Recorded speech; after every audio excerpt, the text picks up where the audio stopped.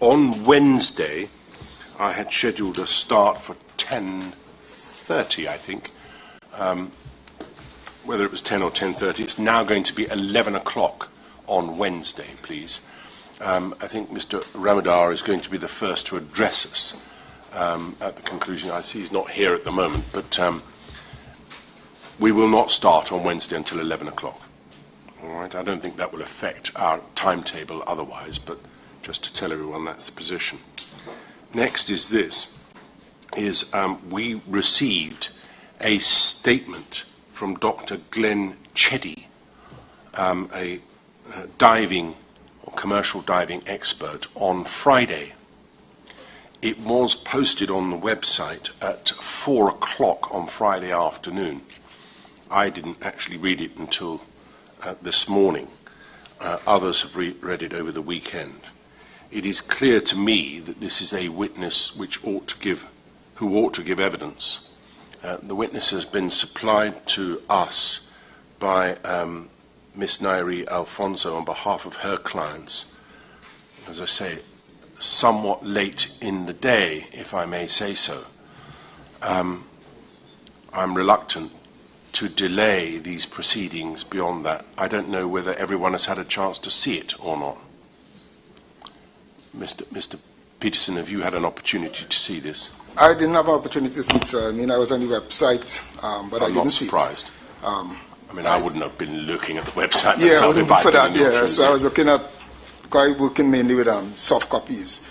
But I got the impression from Ms. Alfonso last week that that was just somebody that she was assisting on the side, so to speak. I didn't realize it was her, a witness that she was putting forward. But I would look and see what he has to say, so once it's relevant. I think you should. At the moment, I have him scheduled to give evidence this afternoon.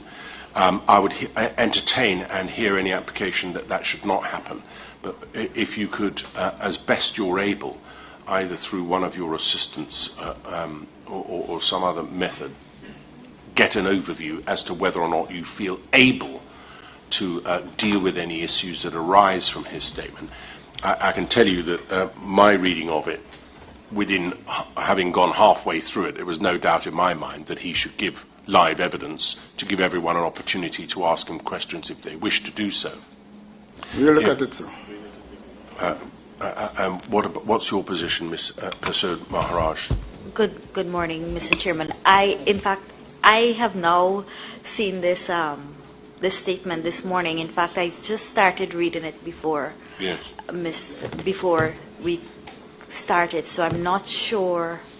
I've only reached page 6 of it, so yes. I know that there is relevant aspects, but I'm not sure. Can I ask? I mean, as I say, I have him scheduled for this afternoon. Miss Nairi Alfonso has been in touch with him and has told us that he is available this afternoon to give his evidence. But, let's say, whilst that is obviously ideal from our point of view, it may not be from counsel's point of view. And if you needed more time, I would entertain such an application. But for the moment, he's scheduled for 2 o'clock. I mean, there's two of you. Perhaps your assistant can... is it Mr. Gavin Nareen Rampasad? Is that you, sir? Yes. Yeah, right. But I don't know if he might read it whilst we're conducting proceedings this morning. Certainly. To give you a view. I simply don't have an appreciation of what the content is, though, so that I can tell you if I require any time at this point in time. But, yeah, certainly Mr. Rogers Paul can read that. Thank you.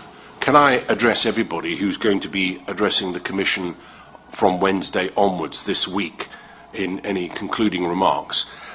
We would welcome suggestions dealing with the recommendations that we are asked to make as to the future of the industry, so that in the submissions that you might make to us in the course of the remainder of this week, we would be grateful to receive any suggestions that there might be which would assist in ameliorating the kind of incident that happened with which this inquiry is involved.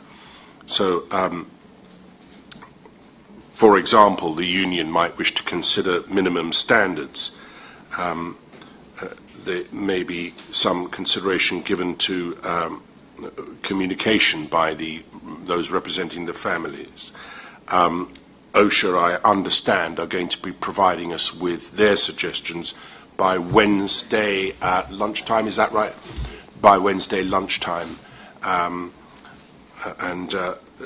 That sort of thing would be helpful from anybody who are addressing the Commission. So I ask you to give that some thought, perhaps, before you address us. Lastly, this. We had arranged for the families to be given an opportunity to address this Commission originally yesterday, for tomorrow. I brought that forward to today. I understand there may be some concerns about that, and if there are, Mr. Peterson, you'll no doubt make such application as you think appropriate. Can I just say this, that this inquiry is involved in trying to find out why 4 people died and what happened once they were sucked into this pipe.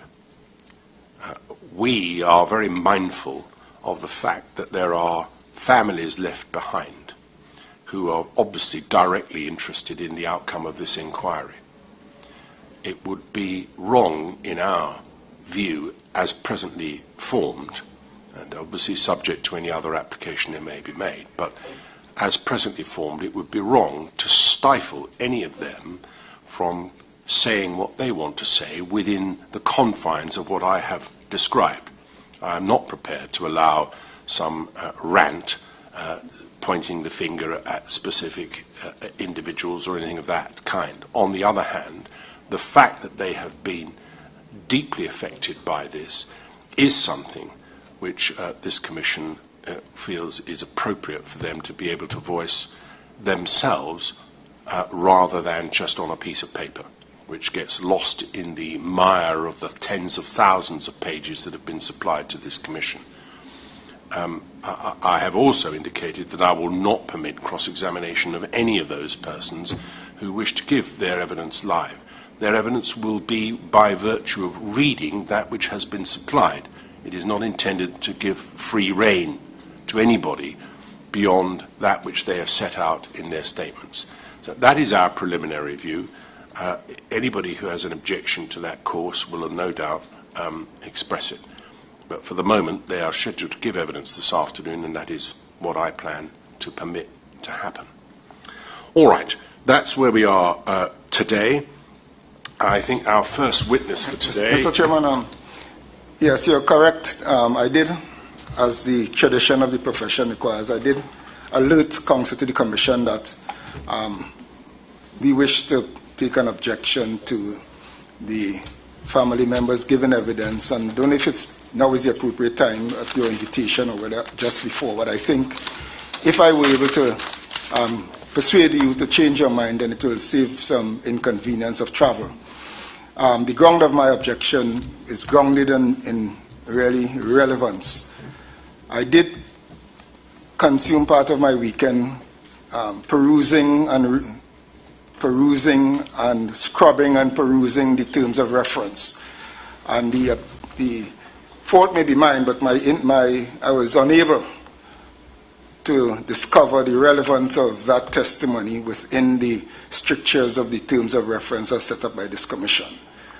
Right, just before you go, so that I'm clear about the application being made, the application is an objection to the evidence at all? Yes, it's an objection to the evidence. So all of the statements written by those who are the families of the victims should be removed from the Commission altogether? Yes, sir. Is that the application? Yes, sir. I could find no relevance with respect to assisting this Commission with respect to what caused the incident or the management of it right after. I can't find any probative value in that evidence with respect to the terms of reference of this Commission. I am not unmindful of what the families may have experienced, and I'm sure there will be adequate fora for them to indicate their feelings and the impact of it on them. But with respect to the strictures of the terms of reference of this Commission, I find difficulty placing that evidence in the terms of reference. My submission is that it's irrelevant and it's of no probative value to assist this commission in its work, but the only thing I could find in it may be prejudicial effect against my respectful clients, and I say this with the greatest deference to you, Mr. Chairman.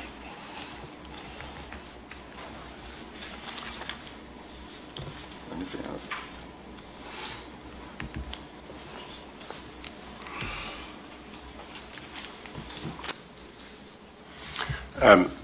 Again, so that I'm clear about it, that which we have already been provided with and has been available on the website for now some time should be removed, and your invitation is that the Commission should ignore that which is set out in those statements. Yes, it was submitted, so one couldn't prevent it being submitted, but with respect to the terms of reference of this Commission, my respectful submission is that it not be taken into account in the discharge of the terms of reference of this Commission. Thank you. Does anyone else want to align themselves with that application?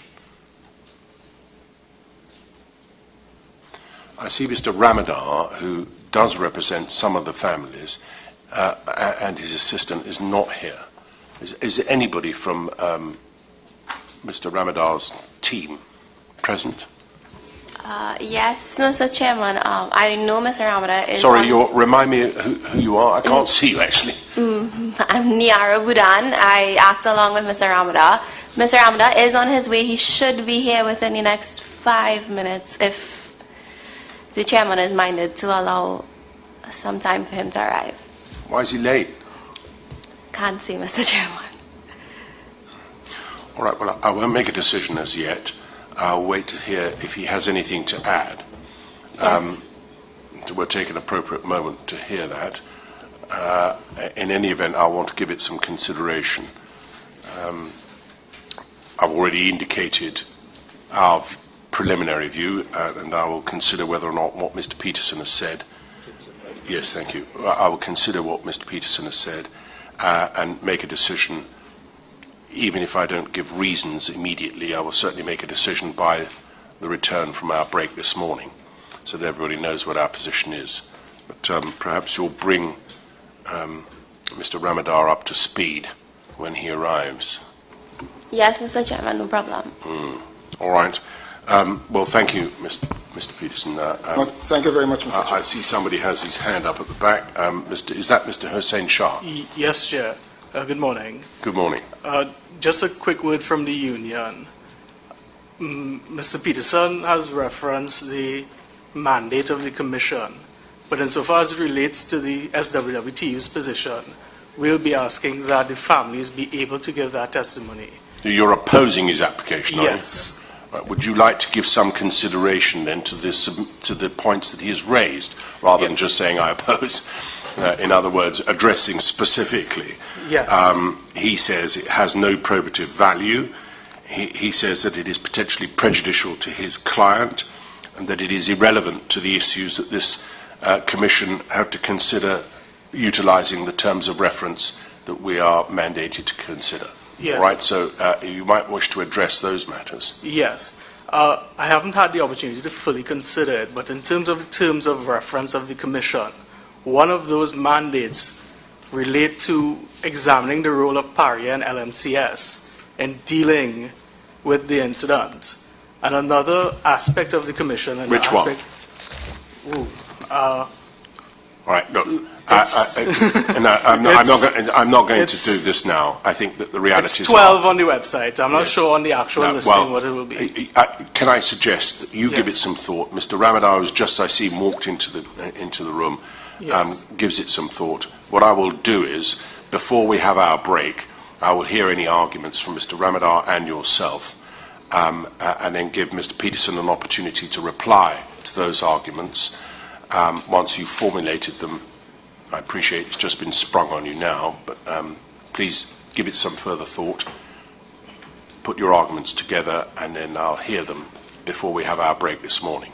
All right? Fair enough, Chairman. And then I'll make a decision during the break. Grateful.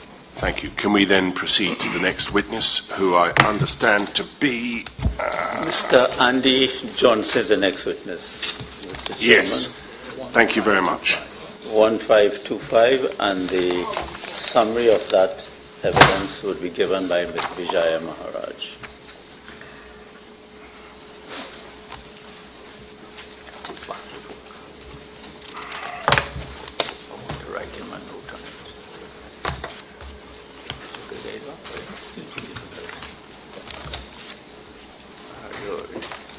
Yes. Good morning, Mr. Johnson. Good morning. Let's have the oath taken. I, Andy Johnson, solemnly swear that the evidence I shall give to this commission to this commission in this case shall be the truth, the whole truth, and nothing but the truth. Mr. Johnson, thank you very much for coming. Can I apologise for you having waited patiently, I think, most of the day on Friday. That's correct. And then we didn't get to you, so I apologise for that. I know it's inconvenient, but I'm grateful that you're here this morning. And Ms. Maharaj is going to summarise your evidence, so please listen carefully to what she says. And then, assuming you agree with the summary, we can then proceed from there. Mr. Maharaj then will, I think, have a few questions for you, and then anybody else who might want to ask questions. I don't anticipate your evidence will take very long, although I have said that before and I've been wrong. So forgive me if that happens to be the case. But that's where we are. Please listen to what Ms. Maharaj has to say. Thank you. Good morning, Mr. Johnson. What page number? Sorry. It's at page 1525 of Volume 4, the witness statement bundle. Thank you very much. Mr. Johnson was interviewed by the Commission. A witness statement was prepared for him to review based on that interview, and Mr. Johnson signed that witness statement on the 22nd of September, 2022. Mr. Johnson is the Chief of Operations of Eastern Emergency Response Services Limited. Mr. Johnson is also a confined space trained technician. Confined Space Rescue Service is a service provided when someone enters a space that is not configured for continuous occupancy, and there are certain hazards associated with the space, so in the event the individual is not able to exit on his own, the Eastern Confined Space team would be on standby to rescue that person. Confined space technicians are not trained to conduct confined space underwater rescuing. They are not trained as scuba divers, and therefore water in a pipeline would be considered an obstruction. Where an operation requires a change from breathing air to scuba air, confined space technicians are not trained for this and would not be able to provide a rescue service. Eastern has not in the past provided any rescue services in relation to subsea maintenance works at any company. At around 11:40 p.m. on Friday, 25th February 2022, Mr. Johnson received a telephone call from Arlene Chow, CEO of Heritage, requesting the services of Eastern to conduct a confined space operation. Mrs. Chow informed him that there were 4 persons trapped in a pipe. That is all the information he received at this point. At around 11:43 p.m. on Friday, Mrs. Patricia King of Heritage contacted Mr. Johnson via telephone and informed him that a diagram of the piping was sent to his phone via WhatsApp, and also that the Incident Command Center would be expecting his team. A photograph of the diagram sent to Mr. Johnson's phone is attached to his witness statement as AJ1. At around 11:45 p.m., Mr. Johnson contacted Eastern's Operation Scheduler Team Leader Junior Armstrong and activated the rescue team. A rescue team of 4 persons was activated with all the necessary equipment, such as ropes, pulley, carabiners, skeds, and also breathing air, to conduct a confined space rescue. Mr. Johnson stated that all of these things would have been needed to get a person out of a confined space, such as a pipe. The sked would have formed an encapsulation around the person, and ropes would have been used as a mechanical advantage to hoist the person out of the pipe. At around 12:20 a.m. on Saturday, Mr. Johnson and emergency response team leader Per Kolzak arrived at PARIA. At approximately 1:25 a.m., the remaining Eastern team members arrived on the compound. At around 1:25 a.m., the Eastern team was briefed by the incident commander and advised of the time of that the incident occurred and the possibility that PARIA may want to engage the services of Eastern for a rescue. In addition, the incident commander advised that due to variables around the incident, Eastern should prepare themselves for a retrieval and not a rescue due to the possibility that the divers may have expired. Mr. Johnson asked to be taken to the site to conduct a visual and dynamic risk assessment. The incident commander also pointed out a drawing on the board in that room. The drawing showed a sketch of the pipe which had 2 elbows and 2 uprights and indicated that the length of the pipe was 120 meters across the seabed. At around 2:15 a.m., the Eastern team boarded a vessel and was taken to the scene of the incident. They arrived at Bird 6 at around 2:35 a.m. and were met by PARIA personnel at the scene, who gave a breakdown of the incident location and pipe diameter by PARIA the pipe diameter. The Eastern team conducted a scene size-up and gathered preliminary information from the live video footage of the line provided from the HHSL Safety Systems Limited Remote Observation Vehicles, an ROV. Mr. Johnson stated that his duty as team leader is to conduct a risk assessment to ensure that where he is sending his team is safe. He stated that Eastern needed to see the actual area that they would make an entry, to establish the diameter of the pipe, and to figure out if the area was safe. Mr. Johnson stated that the diameter of the pipe was 40 inches and that was not a lot of room to move. It was therefore a high risk. In addition, Mr. Johnson says that the live footage showed that the pipe, as far as the ROV was able to go, was filled with water. As such, Mr. Johnson had a conversation with the Eastern team and told them that there was no way they could make an entry into the pipe. In addition, Mr. Johnson stated that in the footage there was something lodged there preventing the ROV from going forward, and his recollection was that the camera was able to go about 120 feet into the horizontal pipeline. As such, Mr. Johnson stated that he also considered the blockage as a factor in his assessment, but the most important factor was that they were not trained to do a water rescue. Mr. Johnson stated that whether the divers were alive or not was not part of his assessment, as Eastern does not determine whether someone was alive, nor do they pronounce someone dead after a period. He stated that they are called to perform a rescue.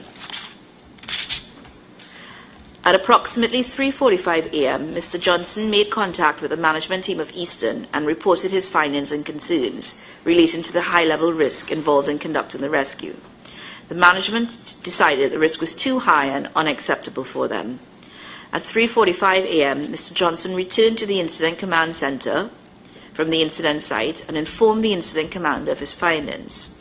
He informed the incident commander that due to the video footage from the ROV, there was no way his team would be able to make entry to perform the rescue operation, as approximately 120 feet of the 1,200-foot pipeline was filled with water, and because of the water, the rescue required a diving team.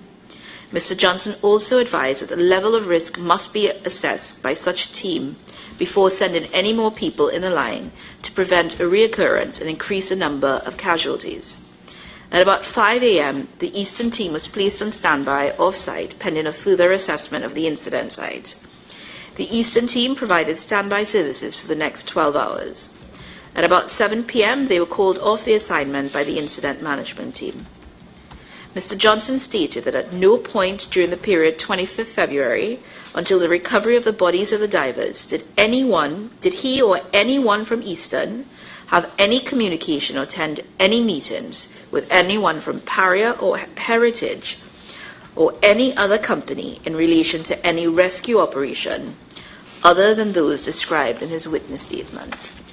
Mr. Johnson, is that an accurate summary of your witness statement? Could you please just clarify the diameter of the pipe that you read definitely? You said that you said it that 120 feet of... No, diameter. Oh, the diameter, 30 inches. Yes, yes. correct. Yeah, I thought you said 40 as well. Sorry, apologies. I thought yes. Sorry. Yes. Right. Well, with that caveat, are you content that that represents Yes, I a fair summary of your evidence? Yes, it is. Thank you very much. Mr. Maharaj.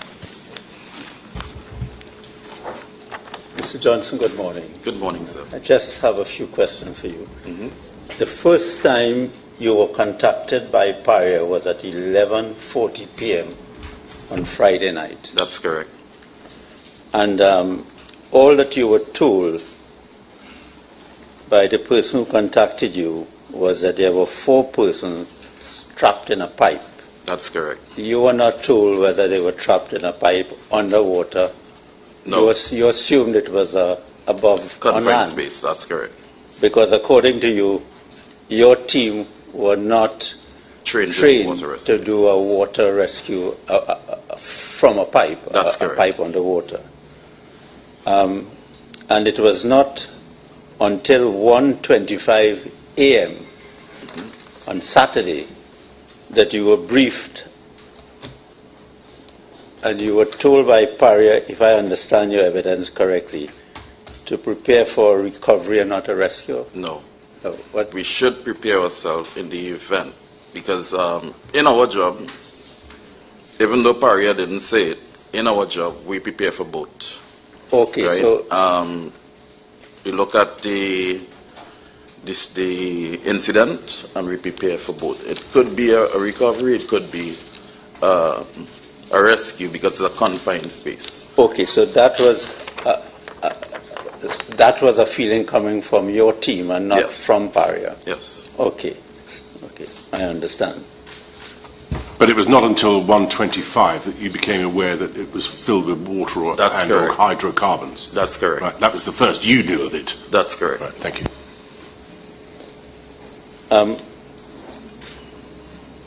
I think that's all for you. Thank you. Okay.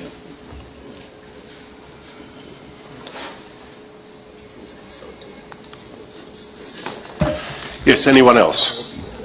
Yes, Ms. Nairi Alfonso, please.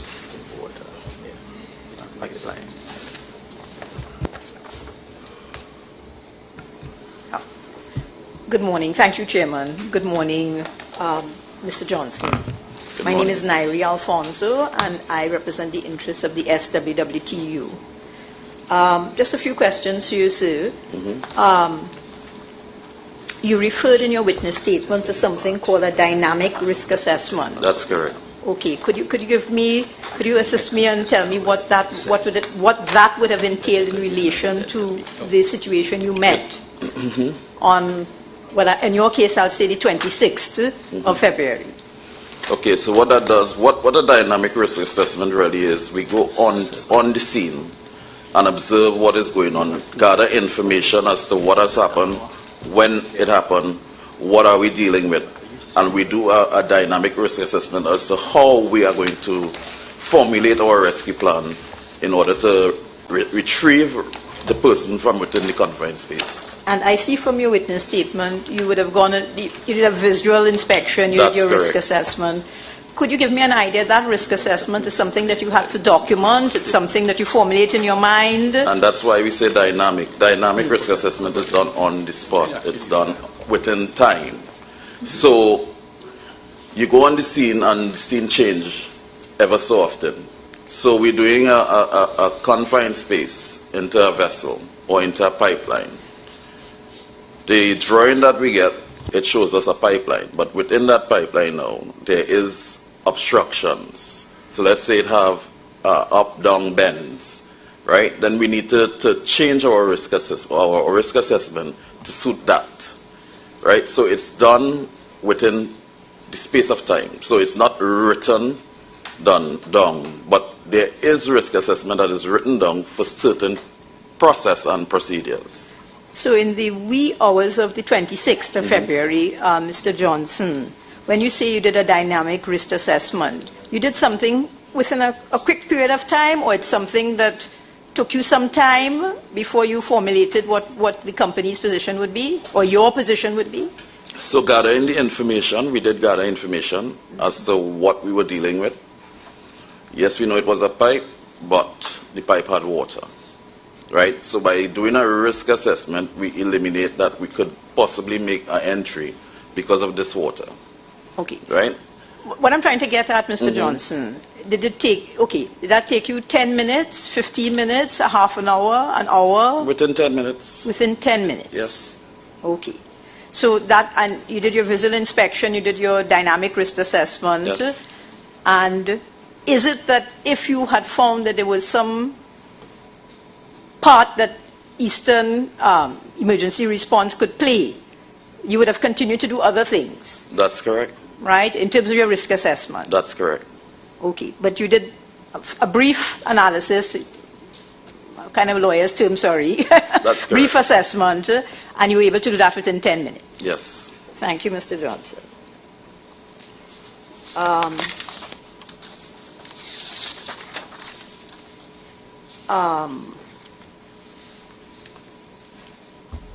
I've tried to understand exactly, and I want to get the word correct.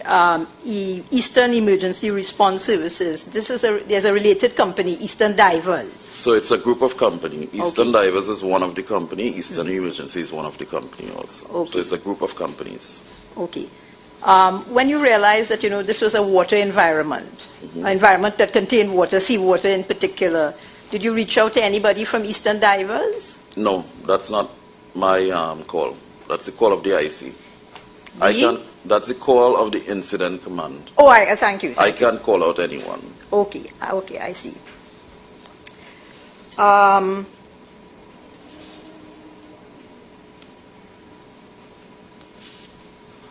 At any point in time, Mr. Johnson, were you told by somebody, as you say, the ICT, let me rephrase that, either from PARIA's ICT or from anybody from Heritage, because it is Heritage who contacted you. Did anybody tell you that the lines, the pipeline that you had the diagram in your WhatsApp would be pumped down? I think that may have been a conversation within the room that I was in when we were getting the brief, but it was not a direct conversation to me. Okay, so it was something discussed generally in the room while you were there? Yes. Okay, because I had the impression when I read it, not in your witness statement, that this was a plan that would allow Eastern, your company, Eastern Emergency Response, to enter that confined space because it would the water would be pumped out of it, so it would be a dry environment. I had that impression, but you didn't get that impression when you were there. Well, we were placed on standby. Okay. We were placed on standby, so if that, as I said, that was a conversation within the room, probably that was their mindset or their thought pattern as to when it is pumped down, then we would be engaged again. And ultimately, Mr. Johnson, you formed the view that your organization, yourself and your team present that in the early hours could not assist. That's correct. In entering the pipe. That's correct.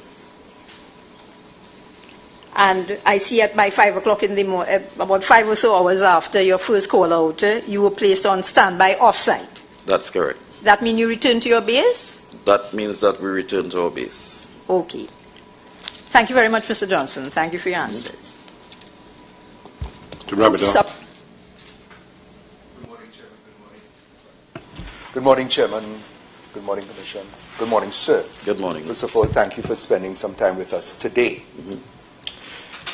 You got to PARIA at what time, remind us? Was it around 12:30 a.m.? It was around 12:30. Yes. And I'm quite interested in what you described as your dynamic rescue plan. I love the word dynamic. Could you explain what that means for us? So as I indicated, the dynamic... Let me make it quite clear. No two questions here. Simple, I just want to... The dynamic risk assessment is done on the spot. Yes. Right? So we would have a risk assessment that governs us for a particular job. Yes. But during the time of the incident, there are changes that take place. So we need to modify the risk assessment on the spot. So we look at the situation and we tweak our response in a safe manner to suit that situation. I appreciate that so much. Now, you got to the actual site of the accident at around, I understand, 2:30, some 2 hours after your first arrival at PARIA. Yes. Correct?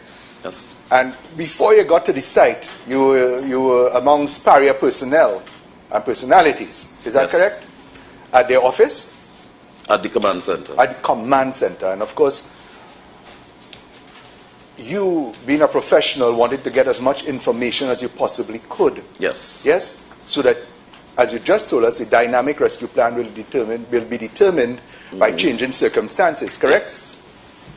You observed, of course, so that there will be no uncertainty, there was written information on a whiteboard in that room. Not where I was located, sir.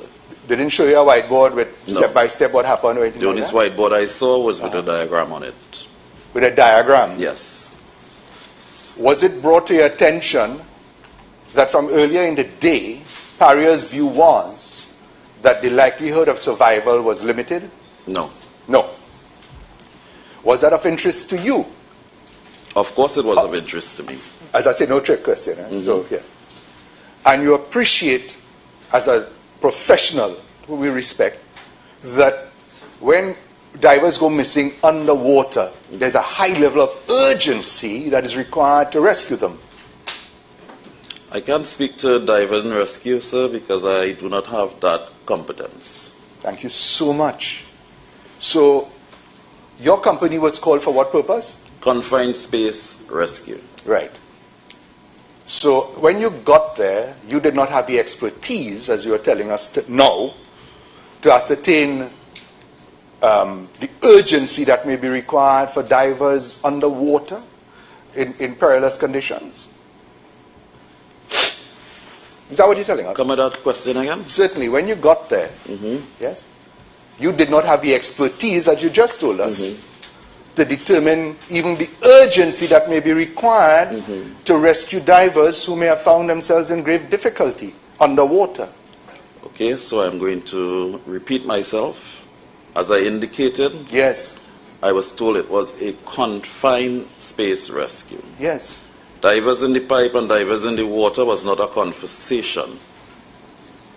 Right? So you did not, I beg your pardon, do finish. After which, I arrived, we were given a diagram on the board, indicated that the divers were in the pipe. Yes. Right? No water was discussed. Right? Yeah. So, if we have divers in a pipe, a dry pipe, it's a confined space rescue. Thank you so much. So nobody at PARIA even gave you an inkling, let's get this clear, that there was water in the pipe, correct? Right. They didn't give you an inkling of information that there may have been oil in the pipe? I knew there were oil in the pipe. Who did you learn that It's a riser. I didn't ask you that. From whom did you learn that there was oil in the pipe? No one. Thank you. So as far as you are concerned, the information that you were fettered with was that men were in a pipe, as far as you're concerned, without water and possibly some oil. Correct? Correct. Yes. And you were to use that information to come up with a dynamic rescue plan? No. Huh? No. Well, a The dynamic information assessment? that I would use to come up with my dynamic rescue plan would be the information that I am seeing in front of me. Oh, beautiful. Not the information that they are giving me.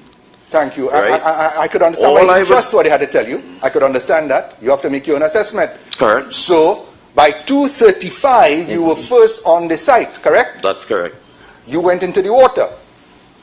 No, I did not. You went into the pipe. No, I did not.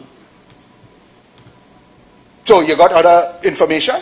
From the visual camera. If you read the No. So, you hear from live the evidence. visual camera, the ROV, yes, I would have seen that there were water in the pipe. Beautiful. That is where I draw my conclusion. And your conclusion was that there was water in the pipe. Correct. What else? Something stuck in the pipe. Something. You didn't know what it was? Yes, I knew what it was. What was it? A breathing air bottle. Not a welded piece of metal that could not be removed. A breathing air bottle, sir. That's what I saw from the camera footage. And as far as you know, breathing air bottles can be mobile. You could push it and it will move in water. Okay. Not okay, I'm asking you, the expert. Oh. You were called in. No, I'm not the diving expert, sir. No, not diving. You're the man who had to make assessment For to come up with a confined space plan. rescue. Yes, of course. Just a moment, Yes. Mr. Johnson, Sir? if when you were first called, which I understand to be shortly before midnight, Yes. between the Friday and the Saturday morning, yes? If you had been told by the person who called you, look, Mr. Johnson, we have a pipe filled with water and hydrocarbons in which 4 men are stuck. We have no idea whereabouts in this pipe, but they're underwater or hydrocarbons. Are you able to assist? What would your response to that inquiry have been? No. Thank you. So you wouldn't have been there at all Correct, if you'd yes, been sir. told what the position was from the beginning, would you? Correct. Right, so it really doesn't matter that once you got there and you, having then discovered that that was the position, whatever contribution you could make was going to be virtually zero. Zero. Thank you very much. Is there really anything more that we can extract from this witness, Mr. Ramadar? Just bear with me for a few moments. I shan't be long.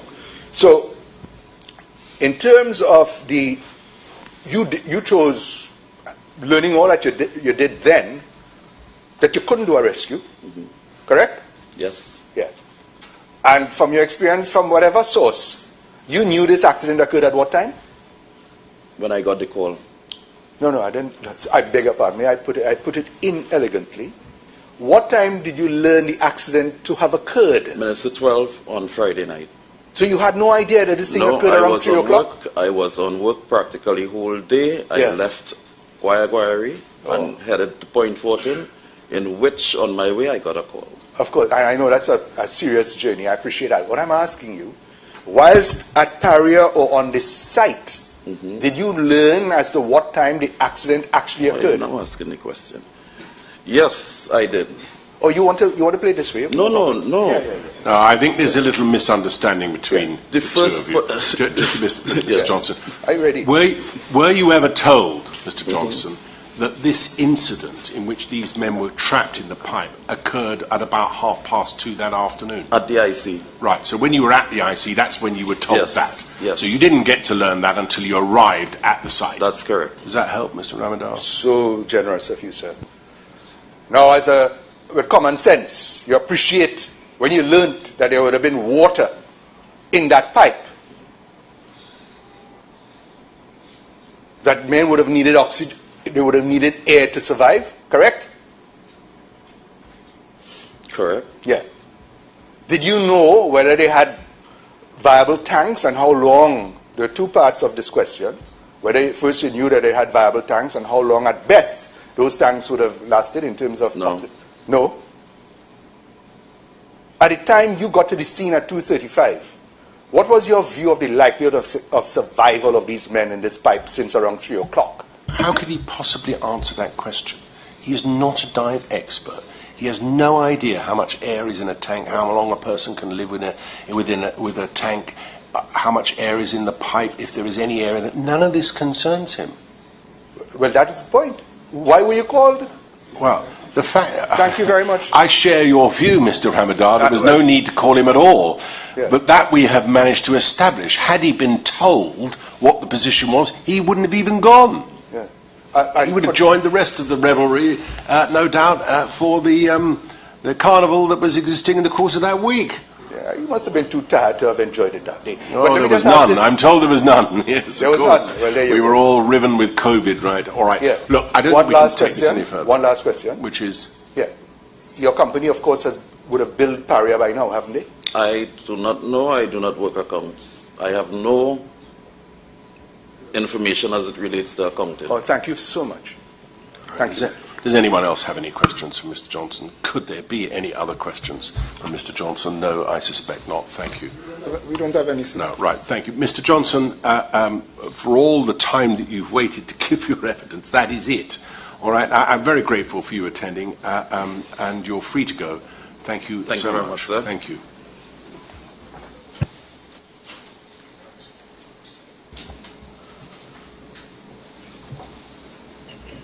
Before the next witness is called, Mr. Ramadar have you been brought up to speed with the objection to certain evidence being given to this commission by Mr. Peterson on behalf of PARIA? I have, in fact, been informed by Ms. Boodhan that PARIA is taking a position that the families ought not to be given any audience, whether in writing or Correct, so. correct. I find it shocking. Well, just before how shocking you find it, can you just, are you in a position to be able to deal with that objection at this time? I could or do you want more time? I think it would be better if we had a little bit more time. All right, then but I shan't, if it should inconvenience I will hear the application before we have our mid-morning break, please. I say I'll hear your response to the application before our mid-morning break. So you'll have to do two jobs at once, all right? And I'll also hear from Mr. Hossein Shah, who's indicated he also takes a position. So before the break, which will probably be in the course of the next 40 minutes or so, I will hear that application. All right, thank you. Our next witness then, please, is, I think, Mr. Anderson Gill. Have I got that right? Yes, thank you. He's a commercial diver with Hull Support Services, yes? I think he's here.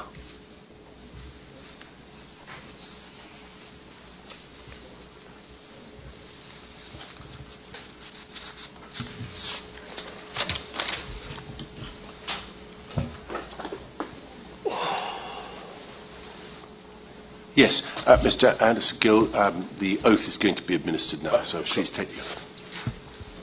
I, Anderson Gill, solemnly swear that the evidence I shall give to this commission in this case shall be the truth, the whole truth, and nothing but the truth. Okay. Who's doing? Well, Mr. Gill, thank you very much for coming. I know you were inconvenienced on Friday, and so I apologise for that. It's okay. All right, well, thank you anyway for coming this morning. I don't anticipate your evidence will take very long. No. Mr. Bissessar, who sits opposite you, is going to give a summary of your evidence, all right? So listen carefully to what he has to say, and then at the conclusion of that, if you agree with it, we'll then be able to proceed. Mr. Maharaj will have a few questions for you, and then anybody else who might want to ask you something, all right? Thank you very much, Mr. Bissessar. What page are we on? Thank you. Page 2998 of the supplemental witness fund. Mr. Anderson Gill was interviewed by counsel to the Commission and on 17th November 2022 gave a witness statement to the Commission, which is at WB or SWB 2998. Chair, with your permission, I will actually read the witness statement. It's fairly brief. All right. I, Anderson Gill of Garanage Commercial Diver, say as follows. I am a commercial diver and I was certified in 2008 by the Professional Diving Centre in South Africa. In 2018, I received my certificate of diver medic from Institut National de Plongée Professionnelle in Marseille, France. I also received a first aid and commercial diver certification in 2018 from I.A.N. APP, as well as certification as an approved HSE recognized IMCA surface supplied top-up diver, and he has exhibited copies of his certificates. These qualifications mean I am accredited as an internationally trained commercial diver and I can dive with mixed gases, which is called saturation diving. There are about 19 commercial divers in Trinidad and Tobago who are similarly qualified, which allows us to dive for international oil and gas companies, particularly those which operate off the east coast of Trinidad. Generally, commercial diving relates to diving at depths in excess of 150 feet. I provide diving services to Hull Support Services Limited and other companies as an independent contractor. I've worked with Hull since 2008, and generally, I assist in relation to the inspection of and removal of debris from the seabed before a pipeline is installed. I also assist in maintenance and repair works on the pipelines and other confined space projects. I was not involved in the rescue of any of the divers following the incident on 25th February 2022. My only involvement was on, I believe, 6th and 7th March 2022, when I was retained by Hull as part of a team of commercial divers to detach the crane hook, which was then attached to the habitat, which was resting on the seabed approximately 50 feet below off Berth 6. The team comprised of Anthony Levet, Supervisor Emile Alleyne, forgive me, Mario Waldron, Roger Rose, and myself. The dive was completed in about 15 minutes, and Emile Alleyne actually did the dive to remove the crane hook from the habitat. This dive was based on a surface supply of air, which means that oxygen was generated on the vessel with an umbilical providing communication, lighting, and rope. I recall on Friday, 25th February 2022, at about 5 p.m. or so, I received a text message for divers for an emergency rescue. I was taking my children for swimming classes, so I could not respond. And Mr. Gill certifies that the facts stated in his witness statement are true and correct to the best of his knowledge, information, and belief. Thank you. Thank you. Yes, Mr. Maharaj.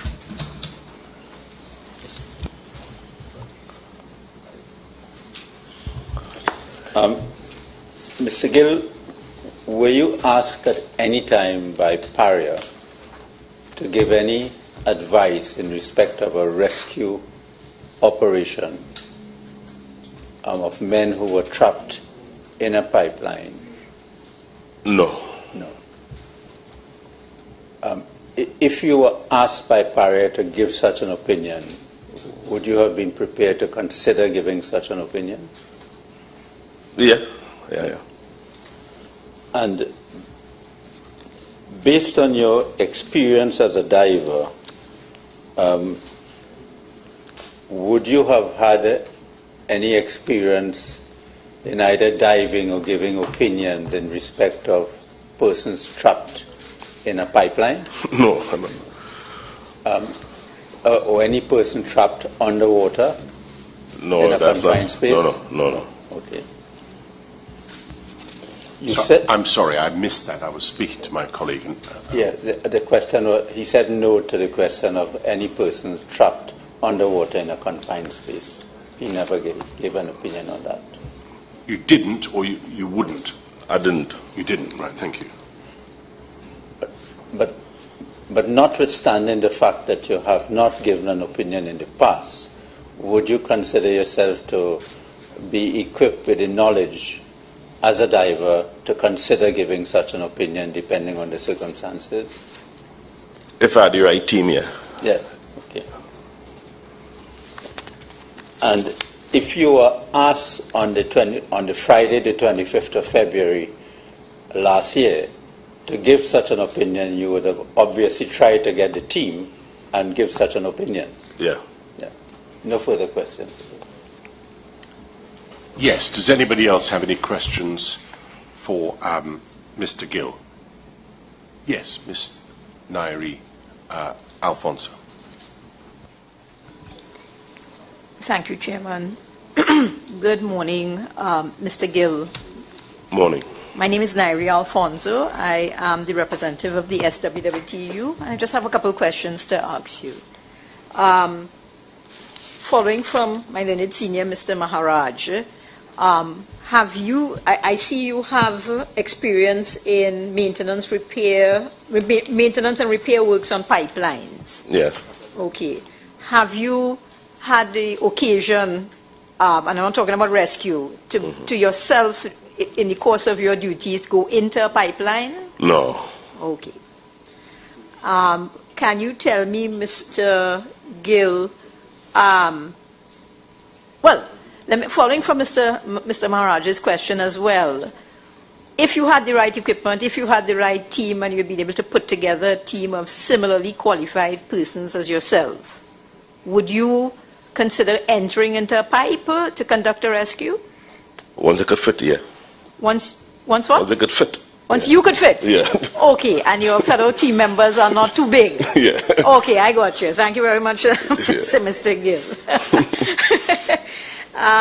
Mr. Gill, just one last question from you. Do you recall, I understood that you could not yourself, you received a text message on the Friday requesting, divers for an emergency rescue. You recall that in your witness statement, yeah? Yeah. Okay. Mr. Gill, you recall who that text message came from? It's a group of divers. We have a group with us communicating. You have like a WhatsApp group? Yeah, WhatsApp group. Okay, so there was an emergency amongst your brother divers. That and the group divers trapped in a pipeline and they're looking for divers. So the group was reaching out to available divers Yeah. who could assist. Yeah. But I note that you couldn't assist. No. Okay, thank you very much, Mr. Gill. Okay. Thank you for your time. You're welcome.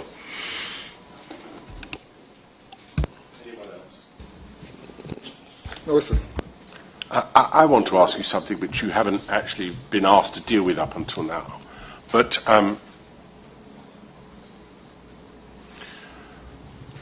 in water, a person weighs or appears to weigh rather less than they do on land. Yeah. Much to the pleasure of those of us who are a little overweight.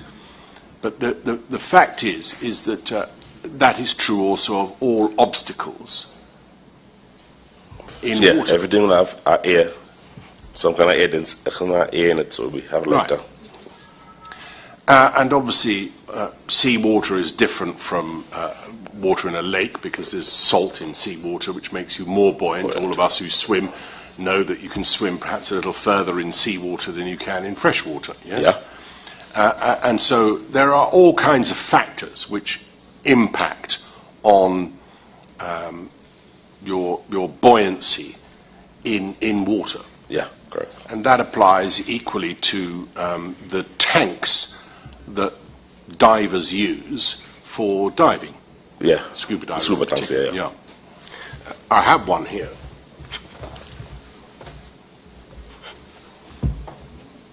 This one's full of air. Yeah. So it feels quite heavy, right? If there's any doubt, you can tell there's air in it. Yeah, it's pressure in it, yeah. In water, picking this up out of water is quite heavy, as I say, but in water, depending on how much air is in it, it can find a point of buoyancy, can it not?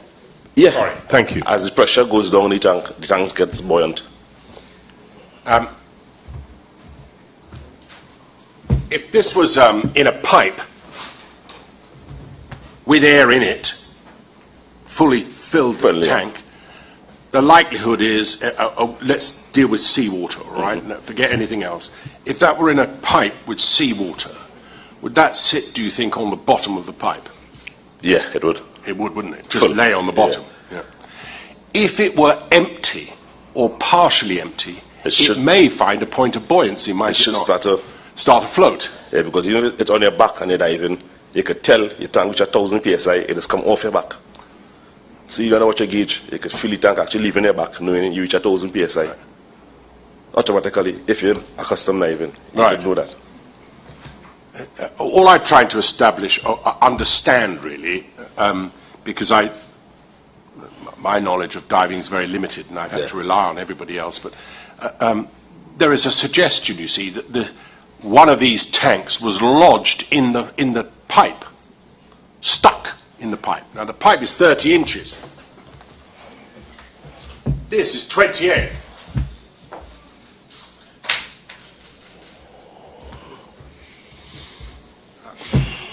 I'm trying to understand how it's possible for that tank to lodge itself in a pipe that's 30 inches in diameter in such a way that it could not be pushed. What was pushing it? Well, some sort of camera or ROV was pushing it along, you know, a crawler of some kind. Probably the power of the crawler, how strong the force the crawler had to push it forward. Right. Probably.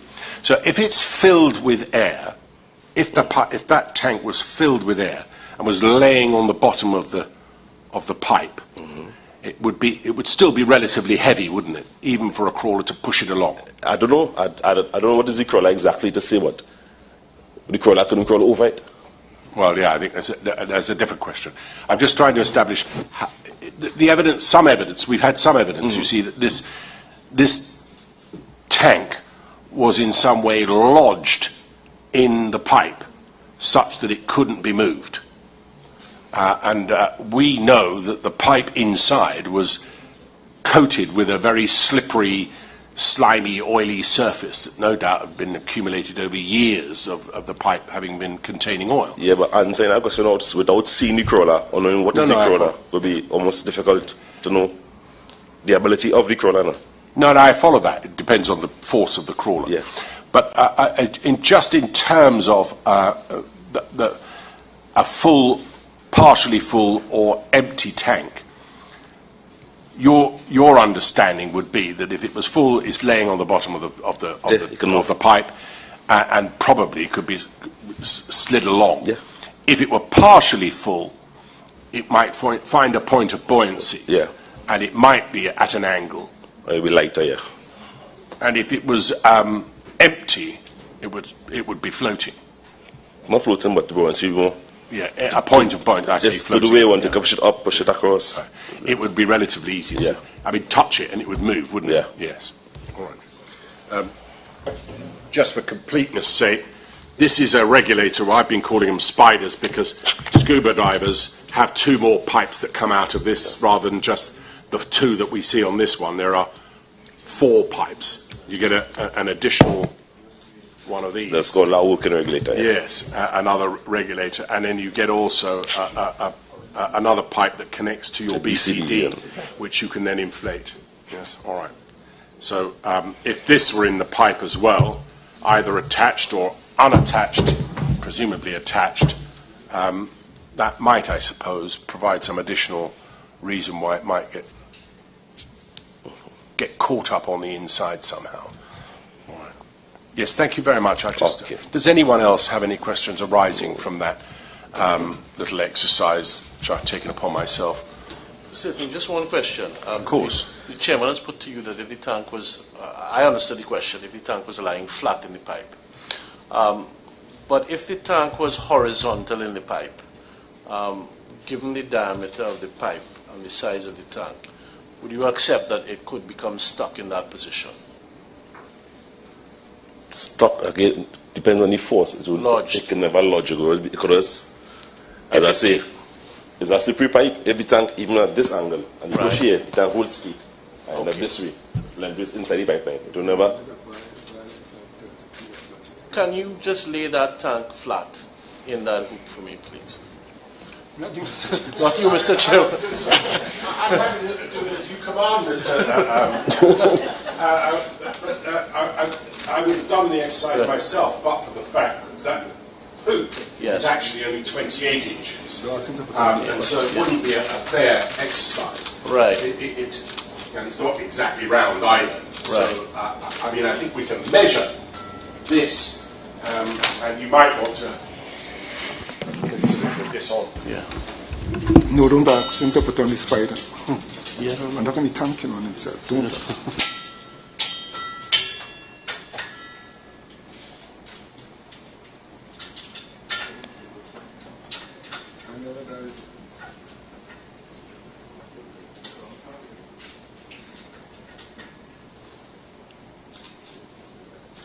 That creates a seal in it. And you can breathe with it. I'm not going to.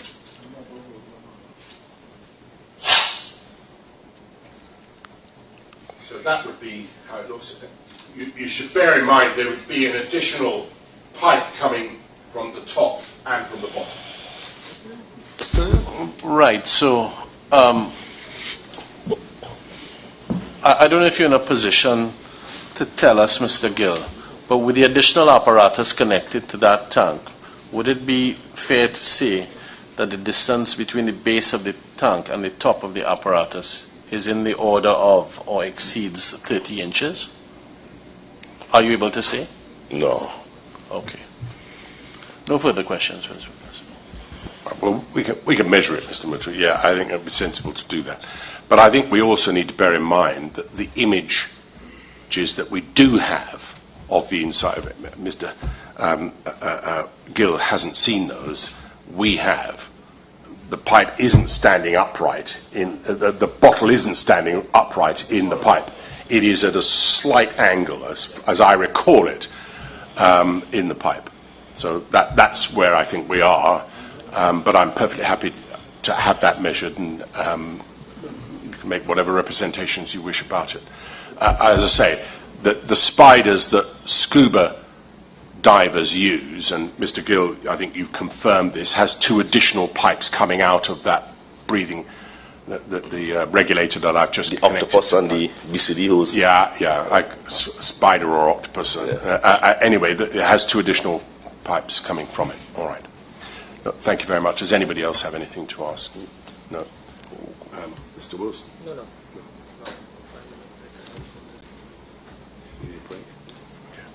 All right. Thank you very much indeed. Okay. Mr. Maharaj, anything else? No. Right. Just before we call Mr. Donowa next, I'm asked for a 5-minute break, and we will have a 5-minute break. All right. Thank you very much. Thank you very much for coming, Mr. Gill. I'm glad it was short and sweet. Thank you. We'll rise for 5 minutes. Thank you. Ronnie, would you come join?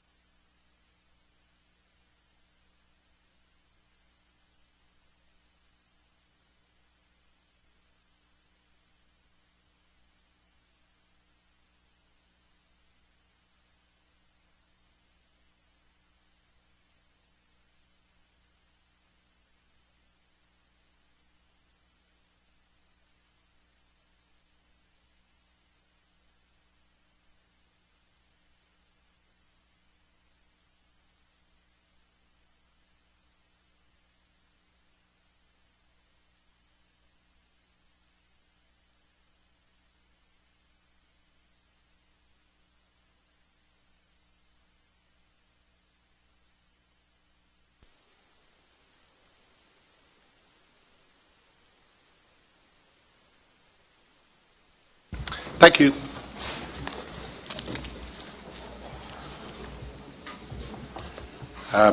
Mr. Donower, I believe, is next. Is he not? Yes, thank you. How long do we anticipate Mr. Donower to be? I would just be about 10 or 15 minutes with Mr. Donower. Should we hear the application now, then, before dealing with Mr. Donower? And then I at least have that in my mind. That might be the best thing. Yes.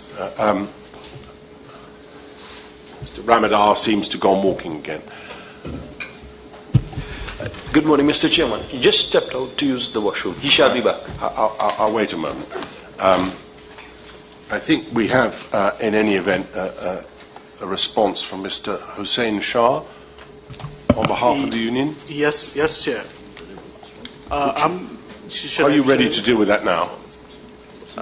I wouldn't say ready, but we can deal with it. Ready enough? Ready enough. Okay, good, very well. Let's make a start then, shall we? Yes. While we're waiting for Mr. Ramadan. Yes. I'm not quite sure whether the procedural rules can be put on the screen or whether you have a hard copy of it, but I'll be referring to the procedural rules. Yes, we do. We can have the rules put on the screen, no problem.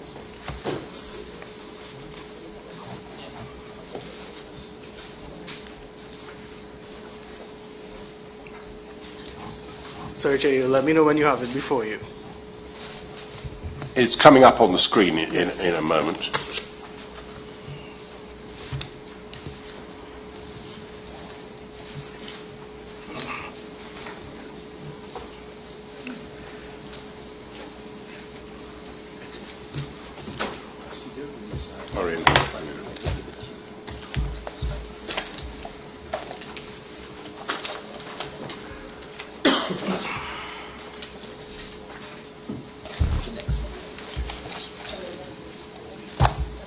While that's being done, I've got them in front of me. Sure.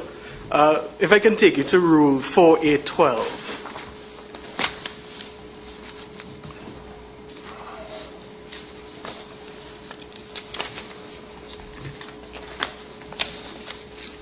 For A12? Yes. Yes, got it. Yes. So Rule 4.8.12 of the procedural rules provides that one of the mandates of the Commission is to examine the role played by PARIA and LMCS in dealing with the incidents. Now, I also want to go to beyond examining. The Commission is tasked with making observations and recommendations with respect to the appropriate best practices and policies and/or procedures to be utilized by companies such as PARIA and LMCS in response to these types of incidents. And that mandate is found at at Rule 4B.4 of the procedural rules. Now, clearly, the Commission is entitled... Just a moment, let me just read it. Yes. The appropriate investment.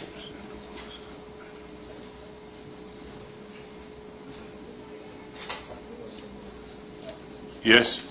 Yes, so clearly the Commission is entitled to receive evidence with respect to those matters, or which will assist the Commission in fulfilling its mandate.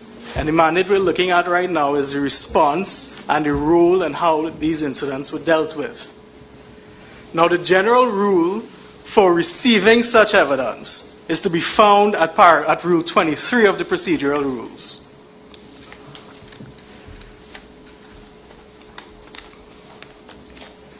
And the rule is this: the Commission may receive evidence in such or any form that it considers to be helpful, and that's a word I want to focus on, helpful, in fulfilling the terms of reference, whether or not such evidence would be admissible in a court of law.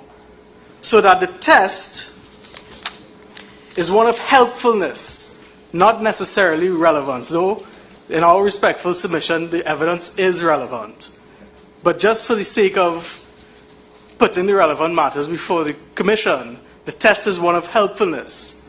And then the second limb of the general rule is that the Commission is not bound by the rules of admissibility as would be found, for example, in the court of law. Now, to be fair, the rules do mention relevance at Rule 43. So if you can bring that up.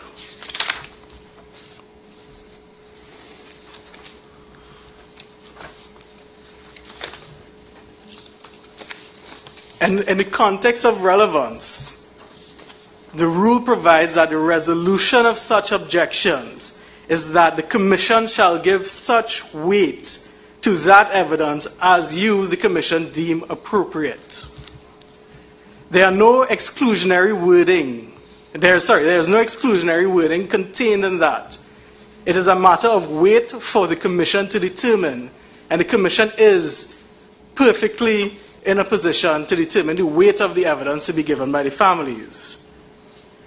But in considering relevance, so should the Commission not be minded to accept those, I guess, technical arguments, in considering the relevance of the evidence, when we look at dealing with the incident and responses to the incident, clearly those considerations would involve how LMCS and the PARIA dealt with the families. And that would involve communication, that would involve support, and it will involve, quite naturally, the impact to the families. This Commission has heard evidence with respect to LMCS, with respect to how LMCS and the PARIA dealt with the families. In fact, a core part of the evidence of the ICT involved the opening of channels of communication, communicating with the families, the provision of psychological support, and financial support in the form of, I believe it was groceries and a MasterCard. So that is evidence that the Commission has already heard.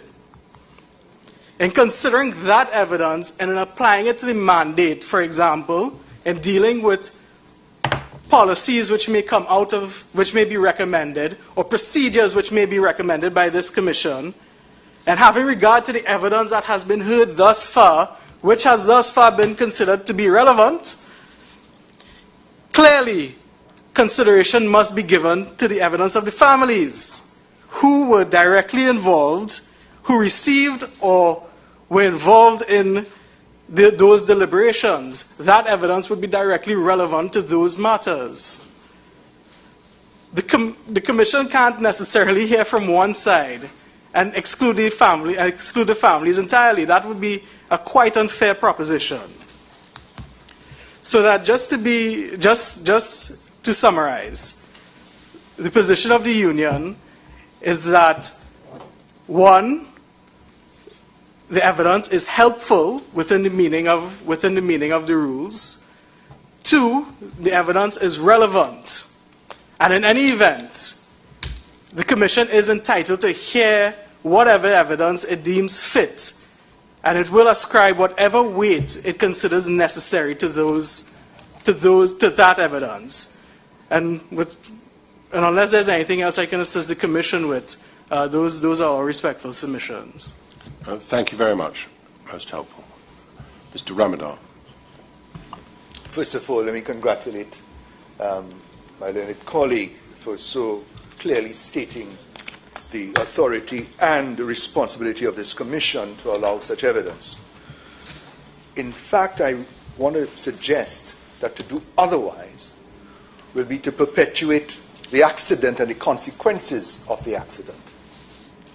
If one is to take the narrowest and illogical view that the accident ended on the 25th, going into the 26th and on the 27th and possibly onto the 28th of February, one would be missing the point altogether. Because this Commission is fully entitled to look at not just the causes but the consequences of the accident. And if I may reference the terms of reference literally at 2, and if I will be permitted to read it to you, to make such findings, observations... Just a moment. I beg your pardon, sir. Where are we? At terms of reference of this Commission. Right. Yes. 1 and 2. Yes, at 2. Yes. I shall read with your permission. Yes. To make such findings, observations, and recommendations arising out of its deliberations as may be deemed appropriate in relation, and I take you directly to 6, making any other recommendations that may be deemed necessary in the circumstances. So under your terms of reference, I fully endorse and adopt the arguments put forward by my learned friend, Mr. Shaw. And I am making the bigger point that we cannot have an accident or an incident without fully appreciating the consequences. And the consequences is not just on PARIA. Indeed, the ultimate consequence would have been the loss of human life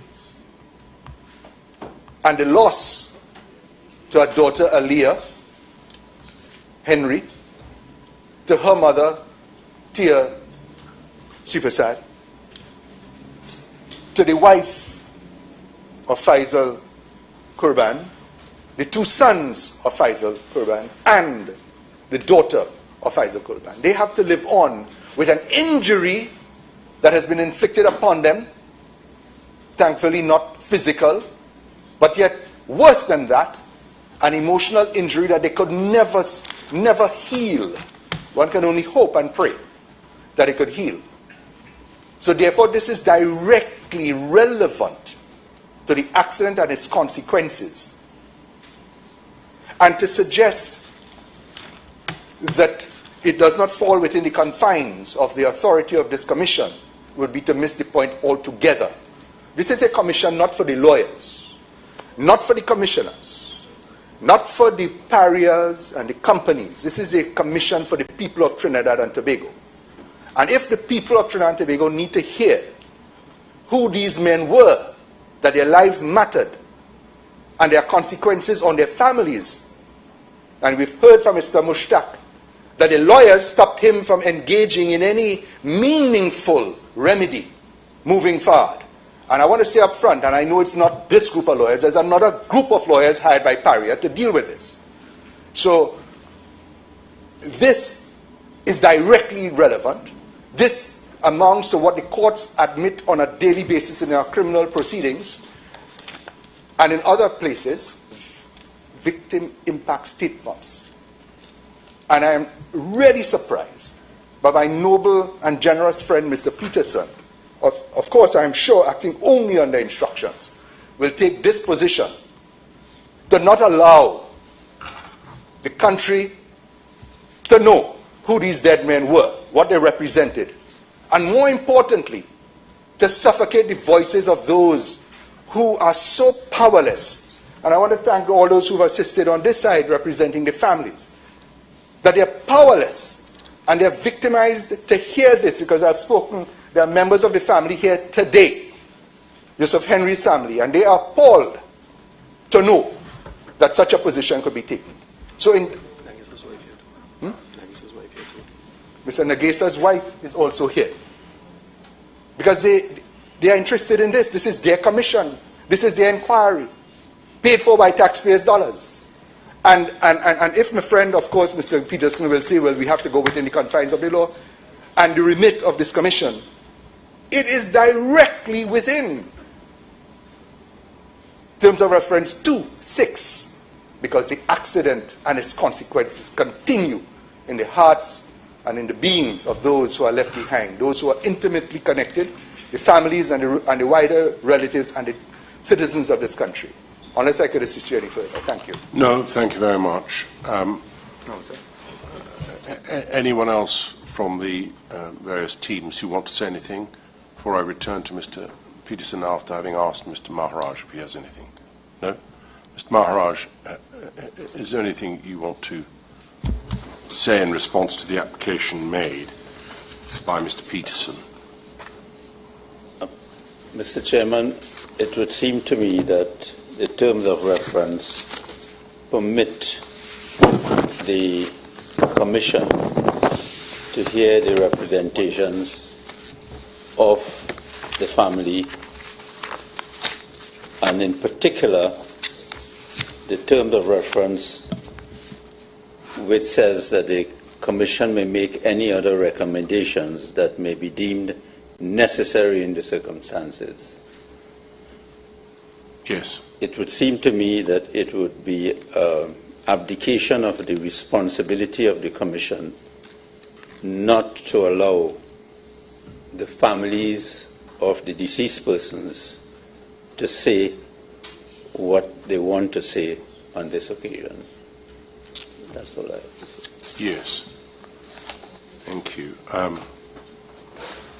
Mr. Peterson, I invite you obviously to reply. Can I just say this, that in relation to the specific terms of reference that this Commission have been given, I made very clear, I think, on the very first day that it sat, when I, as the Chairman, introduced the issues to the inquiry, that I did not regard myself in any event as being confined by them, but merely that they were the terms of reference, and if I considered it appropriate to view any other facts that might be of assistance in coming to the necessary conclusions in this inquiry, we would look at them.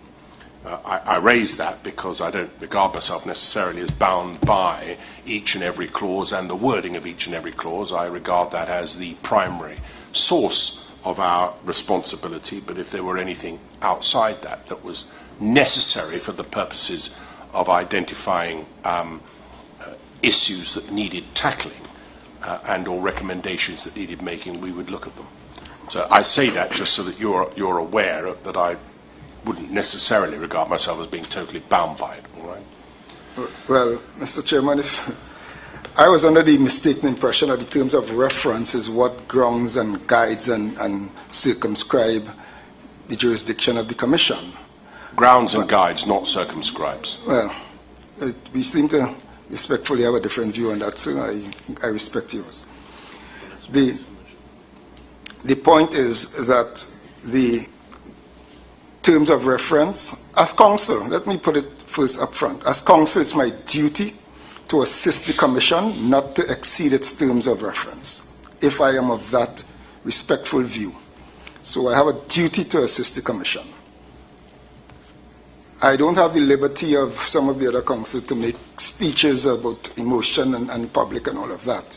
That may be fine, but the terms of reference as they stand, and my experience has been, and the law has supported me, that if after terms of reference have been issued and there is an occasion to widen them, to give wider jurisdiction, there is always amended terms that are issued. So I looked at the terms of reference when Mr. Chairman indicated last week the indication that where you were going with the family. And I consider all that, what some of the lawyers say about ventilating and all of that. I consider that. But then I also considered my duty as counsel. And when I married against the terms of reference, I came to the percolated view that I had to assist the Commission because this Commission is born out of Section 7 of the Act and the terms of reference, and it being out of the statute, it gives it its life and its jurisdiction circumscribed by the settled terms of reference from Her Excellency the President. And that is what informed my my assistance, what I consider to be an assistance to the Commission today to object to that evidence has been outside the terms of reference. Let me also say, there is no intent by my client and by extension me to seek to stifle any voice. That is not the reason for this application or this objection. It is purely as a counsel in the Commission to assist the Commission. Mr. Ramadan referred to another team of lawyers in some other proceedings. I understand, just aside, that there are pre-action protocol letters and all of that, so there is no stifling. There will be full ventilation of that elsewhere, I gather, but I'm not involved in that. Well, at least at this stage. I'm not, that is not a plug for reconsideration elsewhere. But the point is so that, so there's no intent to stifle anyone. It's just. But do you accept that that actually is the effect of your application? Well, so that's what we live by in courts every day. that we have to stand by the law and the consequences will flow therefrom. But this isn't a court, is it? I mean, No, I it's not appreciate we're governed by many of the rules of the court. It's not a court, but sir. it is a public inquiry designed to bring out all of the issues for the public's consideration as well as our own. They should be entitled, shouldn't they, to hear all of the things that impact upon the ultimate decisions that we will need to make. I have in mind particularly, and of course nobody else has suggested that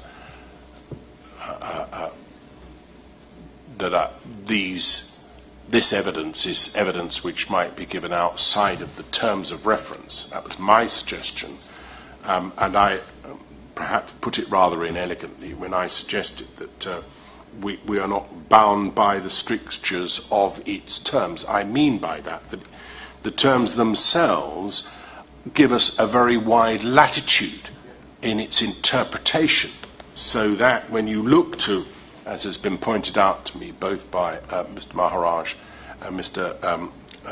Hossain Shah, that paragraph 2, little 6 of the terms make clear that we are to make such findings, observations and recommendations arising out of these deliberations as may be deemed appropriate in relation specifically to making any other recommendations that might be deemed necessary in the circumstances. And one of the factors that we are engaged in is the level of communication between PARIA and the families of those who are still in the pipe. And that, it seems to us, is a proper consideration. I understood the temptation that Mr. Shah fell prey to when he ran to the recommendations in aid of his submission. The recommendations are usually born out of what the terms of reference gave jurisdiction to inquire into. Having executed the inquiry pursuant and in faithfulness to the terms, then out of that, recommendations are born. But one doesn't seek to pray the recommendations in aid of expanding the terms of reference. But so I don't know how much more time you can spend on it, but that's my respectful submission and guidance. No, I appreciate that. Thank you very much. I will make my decision after we've had our break. I will probably reserve the reasons until tomorrow or a day later, but I'll make my decision today so that everyone knows what the position is. All right. Thank you very much. Can we have the next witness, Mr. Donowa, please? Mr. Donowa. Mr. Antonio Donowa and Mr. Bisessa would do the summary.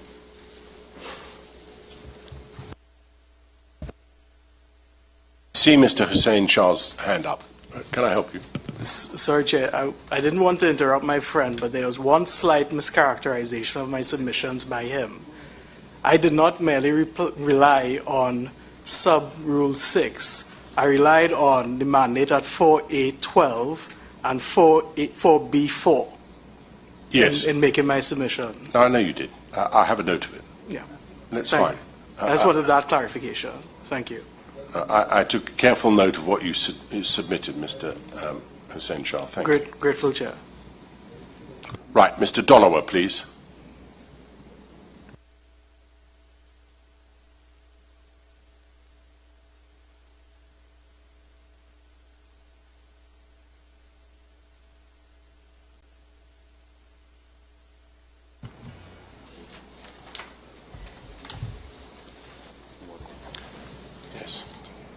Just stand for a moment, would you, Mr. Donowa? Yes, that's all right. I state your name, please. Antonio Donowa, solemnly swear that the evidence I shall give to this commission in this case shall be the truth, the whole truth, and nothing but the truth. Yes, thank you for coming, Mr. Donowa. I think you were here once before. No. Were you not? Right. I know that certainly you asked to be put back to this week rather than last week because you were away. I'm happy to have accommodated you, not least because had you been here, the likelihood is you wouldn't have been called anyway. So I think it's just as well. So thank you for coming. What's going to happen now is this. Mr. Bissessar is going to read a summary of your evidence, all right? So listen carefully to that. If you agree that it's correct, you'll tell him so, and then Mr. Maharaj will have some questions for you. But before that happens, so between your summary and Mr.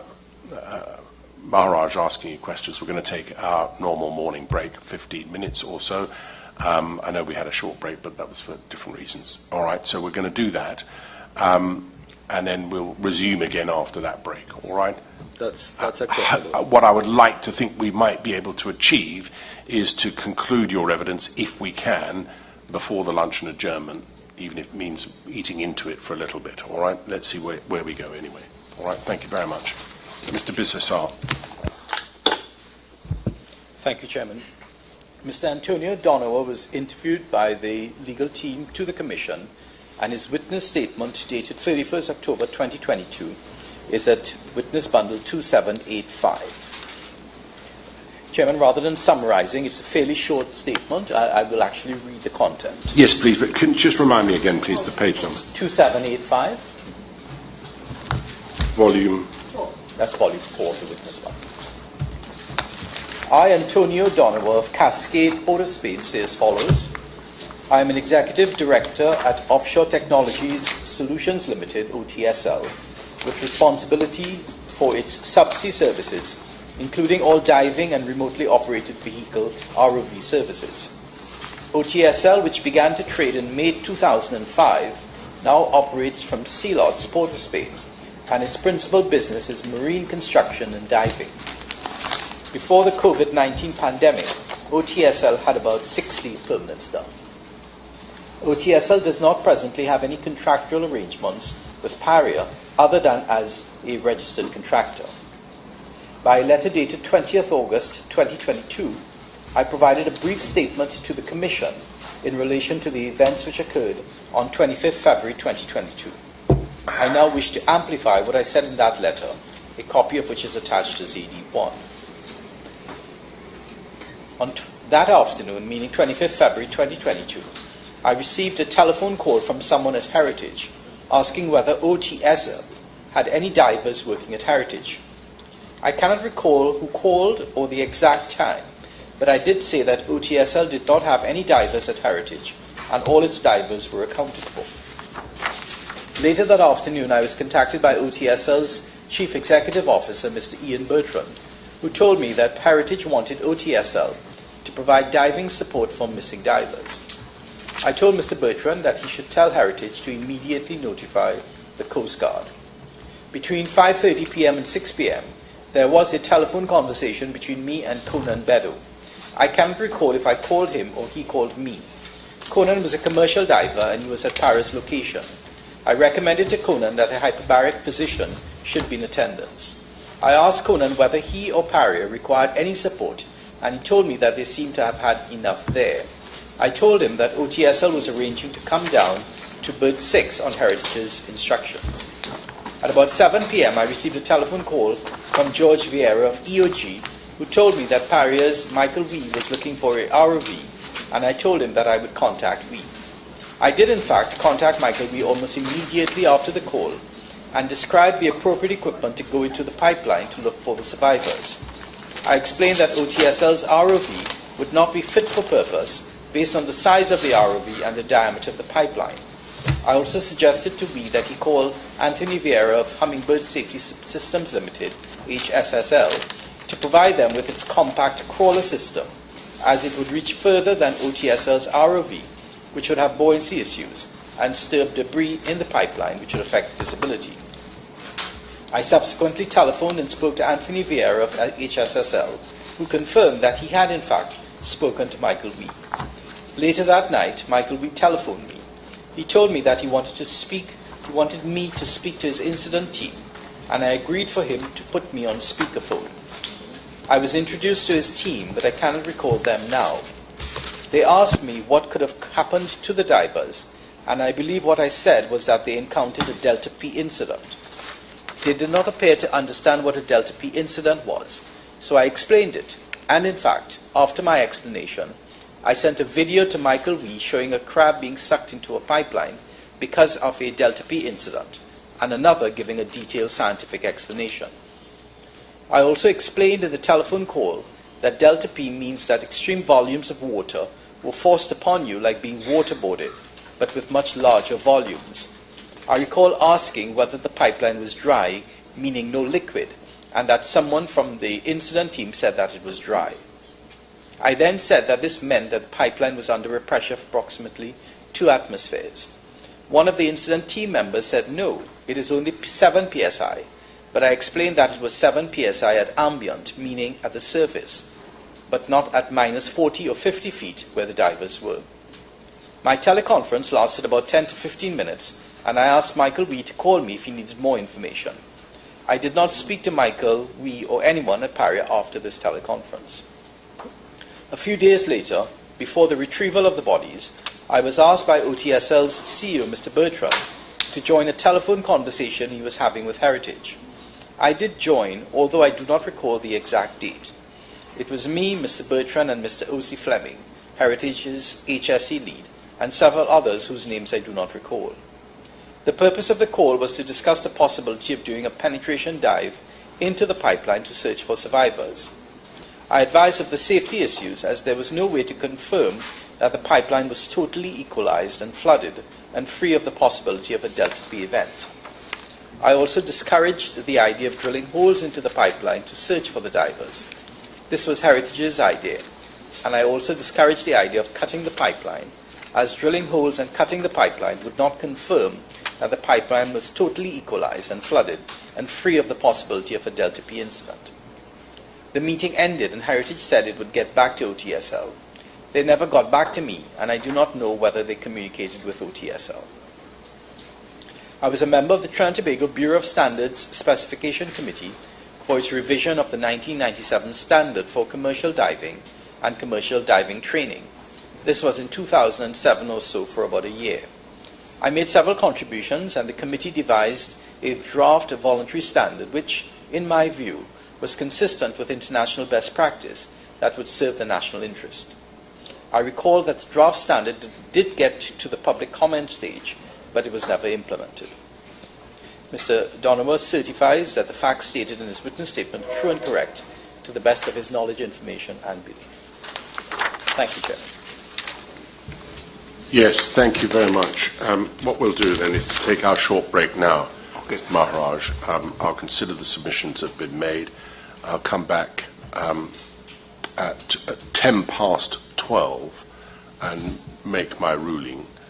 As I say, I'll probably reserve reasons, but I'll do that at 10 past 12, please. So can you take a break now? I know you've been waiting all morning. I'm sorry about that. But the reassurance is that now you've been called, you will be finished, all right? All right. So we'll come back at 10 past 12, please. So take a break, and we'll see everyone then. Thank you. All rise. This...